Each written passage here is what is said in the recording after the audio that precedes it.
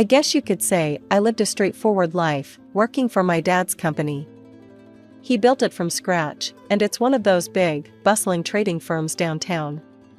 I stuck to my job, didn't really date much. Most evenings were simple, me and Jess, my best friend since high school, hanging out. Jess? She's a whirlwind, always with a new guy on her arm. I lost count a long time ago. One Monday morning, Dad called me into his office, a rare occurrence since he liked us to handle our own corners of the business. "Nellie, I want you to meet someone. This is Tom." He gestured to a man standing beside him, looking all sharp in a business suit. "Tom's joining us from the West Branch. Thought you might show him the ropes." Tom stepped forward, sticking his hand out. "Nice to meet you, Nellie. Heard a lot of good things." His grip was firm, his smile a bit too polished. "Likewise," I replied, trying not to sound too uninterested. I was used to new faces around, but there was something about Tom that didn't sit right. Maybe it was his too smooth demeanor. As weeks turned into months, Tom and I worked closely, and his relentless charm started to chip away at my initial reservations. He'd drop by my office with a coffee just how I like it, black, no sugar, or he'd offer a casual, "Need a hand with that?" whenever I was buried under reports. Then there were the lunches. It began as group things, but somehow we'd end up splitting from the crowd, just the two of us. I wasn't sure when the shift happened, when my thoughts about him started to warm, but they did. Jess, of course, was less than thrilled. We were at her place, a cozy, cluttered apartment she never seemed to stay in long enough to clean. "You're spending a lot of time with the new guy," she noted, eyebrow raised as she sipped her wine. "Yeah, so? He's nice. Nicer than I thought," I defended, feeling a strange need to protect my budding feelings from her scrutiny. "Nice," she mimicked, making it sound like the dirtiest word in the world. "Just be careful, Nell. Guys like that, they know how to make a girl feel special, then bam, they're on to the next conquest." But I didn't listen, not really. It felt too good to have someone see me, really see me, even if it was through what Jess called charm-tinted glasses. It wasn't long before Tom asked me out properly. No work excuses, no accidental meetings. Just a straightforward, "Would you like to have dinner with me?" I said yes. I didn't think much about where it might lead. The day I said yes to Tom wasn't like in the movies. There were no fireworks, no dramatic music swelling in the background. Just a quiet yes at the little Italian place we'd made our spot. He looked like he won the lottery, and honestly, so did I. In the blur that followed, wedding planning took over. My mom, bless her heart, was all over it like white on rice, bustling around with more energy than I'd seen in years. "Nellie, darling, do you like these flowers? What about this color for the bridesmaids?" It was endless. Tom leaned back in his chair during one of the planning sessions, his eyes scanning over the catering menu. "Babe, as long as they have those little shrimp things you love, and maybe some steak, I'm good." Mom shot him a look, her hands on her hips. "Thomas, it's not just about the food. We have to think about the venue, the guest list. Speaking of which, how many are you bringing?" "Oh, just a few folks. My sister, her kids, a couple of buddies from work," Tom replied, trying to sound casual, but I caught the slight tension in his voice when he mentioned his sister. His sister, Sarah, was a single mom with twins. I hadn't met her until the wedding day, and she was as frazzled as any solo parent with two hyper 3-year-olds would be. She was nice, though, kept apologizing for the kids running around like pint-sized tornadoes. Jess, ever the firecracker, was instantly by my side when she saw me stressing over the details. "Nell, chill. It's going to be perfect. You worry too much." I laughed, nudging her with my elbow. "Easy for you to say. You just have to show up and look pretty." The wedding itself was a blur of faces, music, and dancing. I remember looking out at all the people who'd come to celebrate with us, feeling like I was in some kind of dream. Tom was right there, always within reach, his hand finding mine, his smiles just for me. After the honeymoon, which was a week of beachside bliss, reality kicked back in. We moved into the house my parents gifted us, a cozy, 2-story place with a garden that needed some love. It was ours, though, and that felt huge. One evening, after most of the boxes were unpacked, we collapsed on the sofa, a mess of takeout containers between us. "We really did it, huh?" Tom said, a goofy grin on his face as he threw an arm around me. "We did," I agreed, leaning into him. "Feels like playing house, doesn't it?" "Best kind of play," he chuckled, kissing the top of my head. "You're okay with this, right? Me working and you?" I knew what he was asking. We'd talked about it before, the idea of me being a housewife. It wasn't something I ever thought I'd want, but with Tom, it seemed right. "Yeah, I'm good with it. I want to make this a real home, you know?" "Yeah, I know." He squeezed my shoulder. "And hey, maybe soon we'll be adding a little more noise around here, huh?" I smiled at that, the thought of kids running around, filling the house with even more life. "Yeah, maybe." We sat there for a while, just enjoying each other's company, the quiet hum of our new life surrounding us. It felt right, like we were exactly where we were supposed to be. Months turned into years, and that little hope of adding the sound of tiny feet running around the house started to wear me down. Every month was a cycle of hope and disappointment. It wasn't supposed to be this hard, was it? People have kids every day. Why was it different for us? I remember sitting in the doctor's office, feeling like I was about to get my report card. The room smelled like antiseptic and something floral that was probably meant to calm nerves, but just made me more anxious. "Well, Nellie," the doctor started, looking over her glasses at me after checking all the test results. "Everything seems normal. These things sometimes take time. Just keep trying, and try not to worry." Tom was trying to be supportive, but I could tell it was getting to him too. One night over dinner, he reached across the table, taking my hand. "Hey, we're in this together, okay? We're a team, right?" "Right," I agreed, but part of me wondered if I was letting him down. Jess was a whirlwind of support and blunt pep talks. "You're stressing too much. It's like trying to catch a butterfly with a net. Just chill."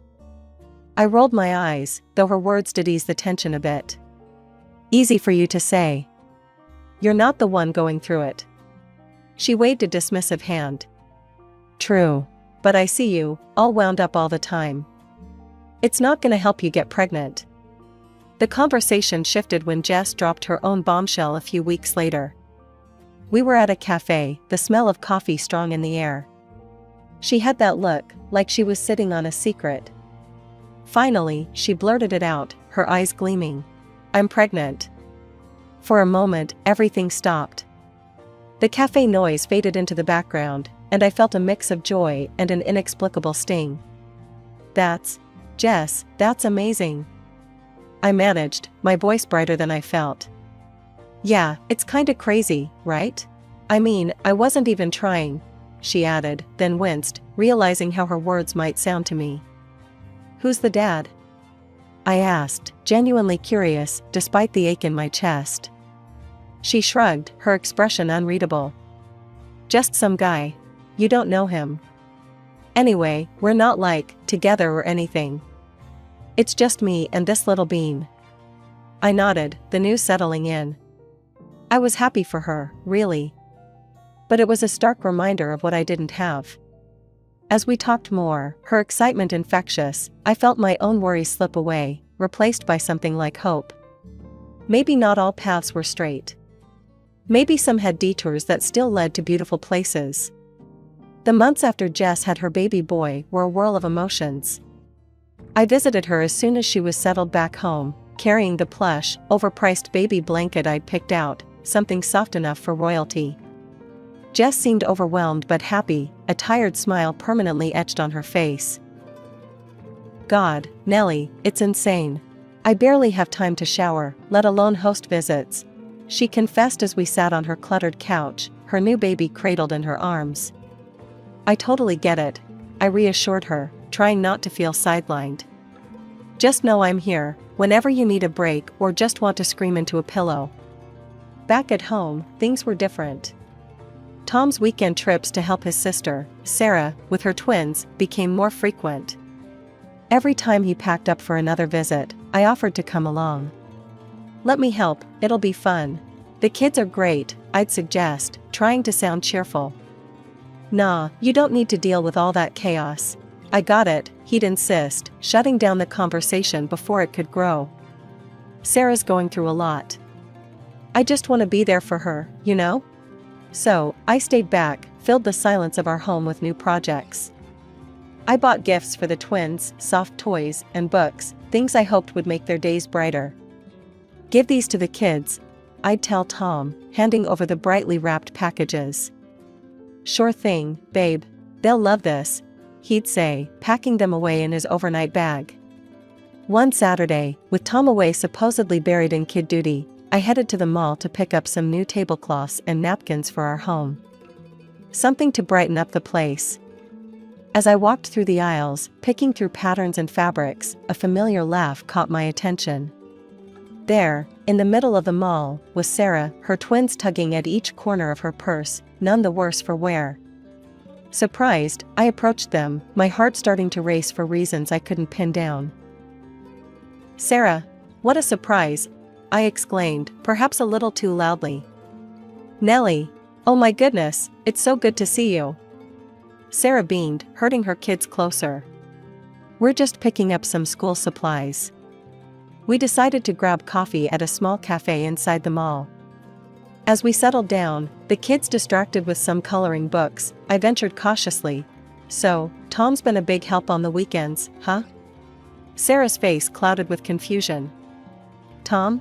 Oh, he hasn't been over in months. Things have been crazy, and he's busy, you know. We mostly just text. Her words hit me like a slap. Oh, but he's there now, right? Helping out? My voice was thin, hopeful. No, haven't seen him. Is everything okay, Nellie? Sarah's concern was genuine, but it only twisted the knife deeper. I nodded, pasting on a smile. Yeah, all good. Must have misunderstood his plans. We chatted a bit longer, but I barely heard her. My mind was racing, piecing together the lies. He wasn't with his sister.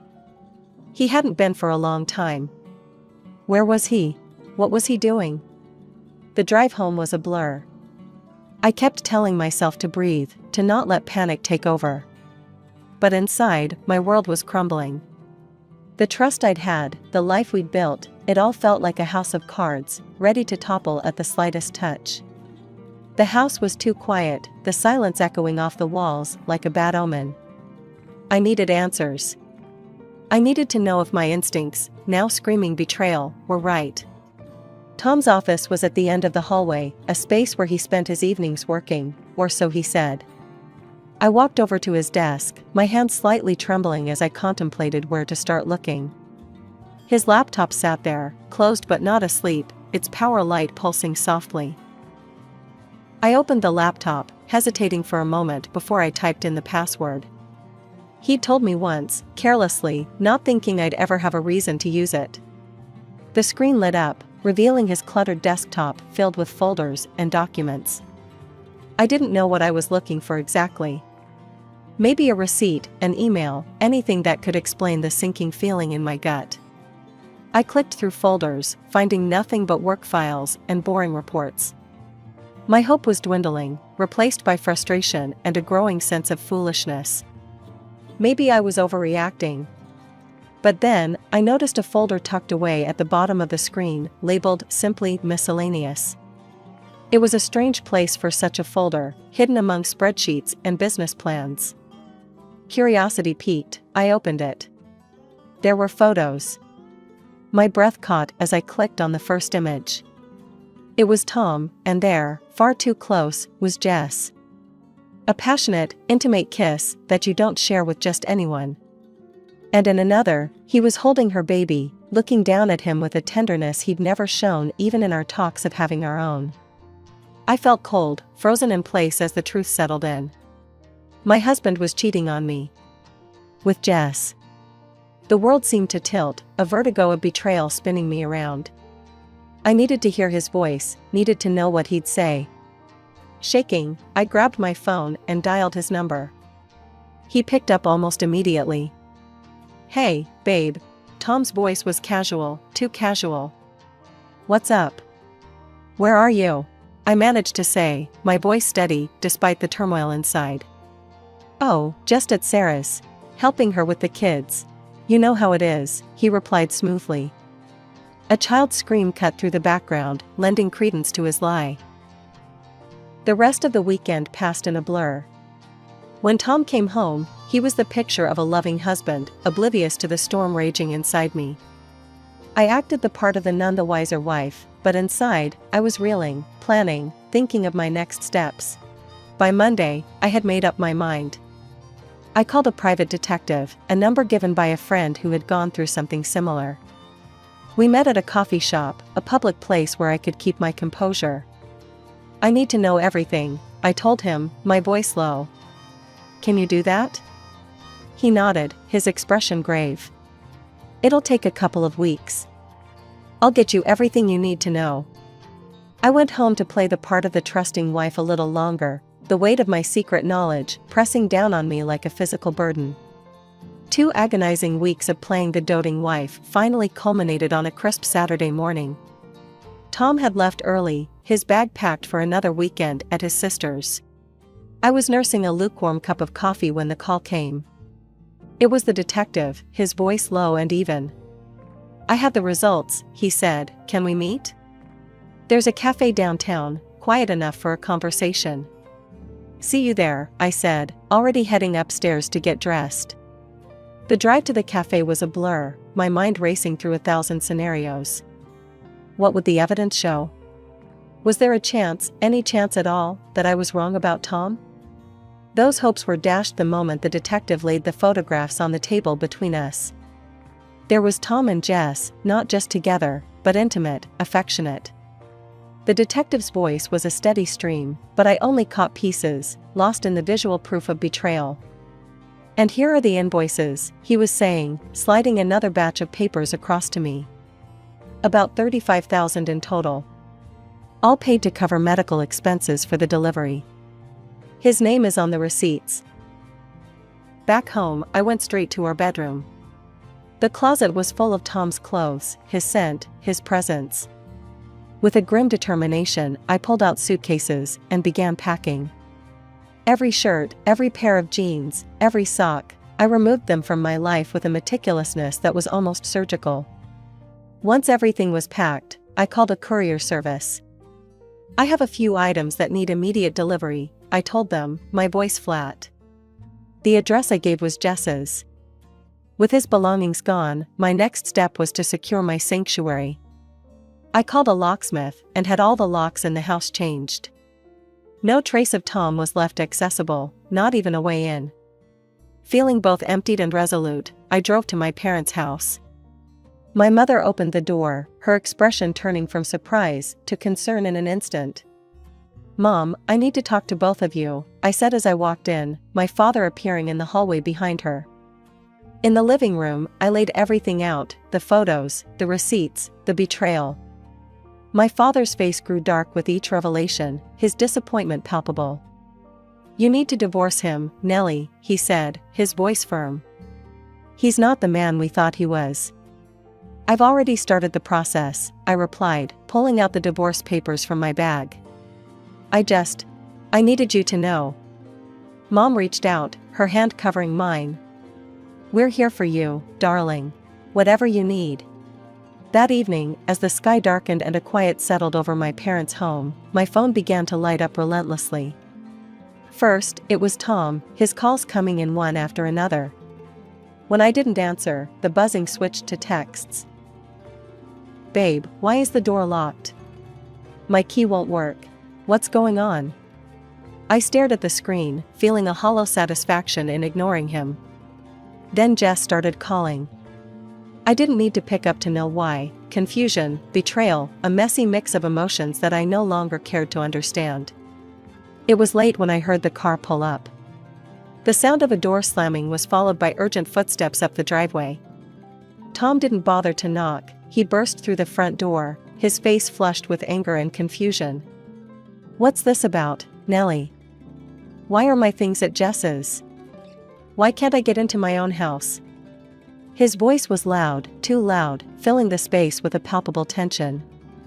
I was sitting in the living room with my parents. I stood slowly, meeting his gaze with a calm I didn't feel. "How do you know your things are with Jess? Weren't you supposed to be at your sister's all weekend?" Tom's face went pale, his eyes darting around as if looking for an exit or an excuse. He opened his mouth to respond, but nothing came out. Dad stood up, his presence commanding. "You've been lying, Tom. To my daughter, to all of us. I trusted you, thought of you as a son, even wanted to make you a successor to my business." Tom's eyes widened, realizing the gravity of his situation. "I can explain." "What?" "Explain how you planned to take half of what I built. How you were using my daughter."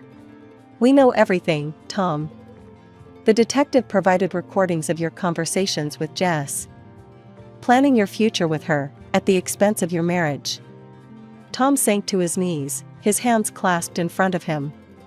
"Nellie, please, I'm sorry. It meant nothing, I swear.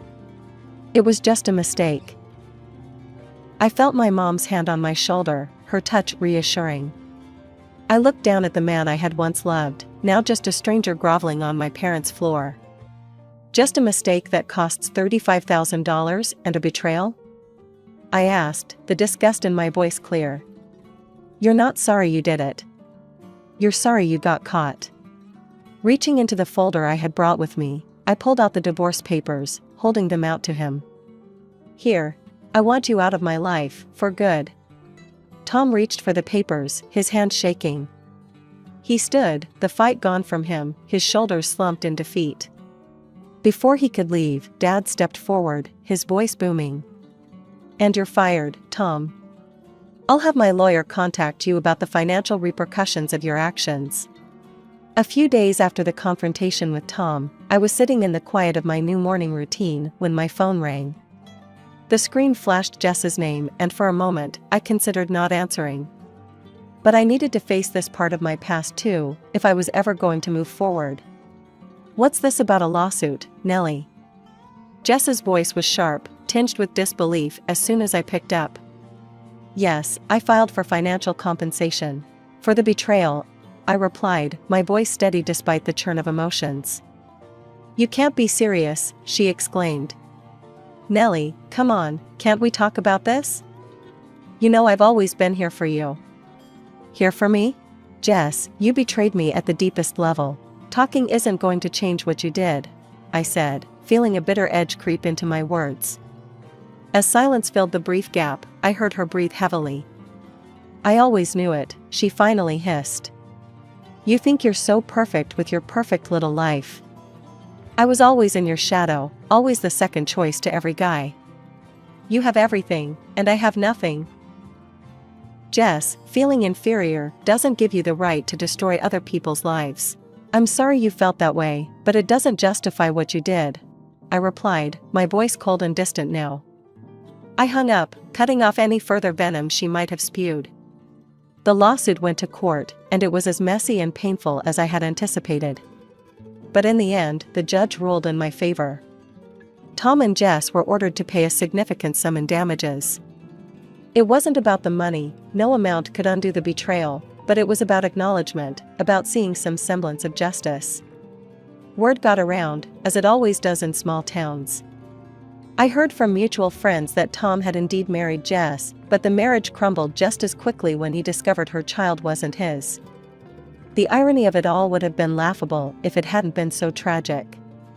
Tom tried to reach out once, a feeble attempt to apologize or explain, perhaps looking for some absolution I wasn't ready to give. I didn't need his explanations anymore, his actions had spoken more clearly than his words ever could. He ended up drifting from one low-paying job to another, his once promising career in shambles. As for Jess, life had become a struggle, raising her child alone without the affluent lifestyle she had tried to secure by betraying me. I sometimes wondered if she regretted her decisions, if the harsh reality of her actions had finally sunk in. Through it all, I learned about resilience. I learned that the foundations you build in your life, the people you choose to trust, and the decisions you make, both good and bad, shape the path you walk. I was rebuilding mine, with each day bringing a little more strength, a little more hope,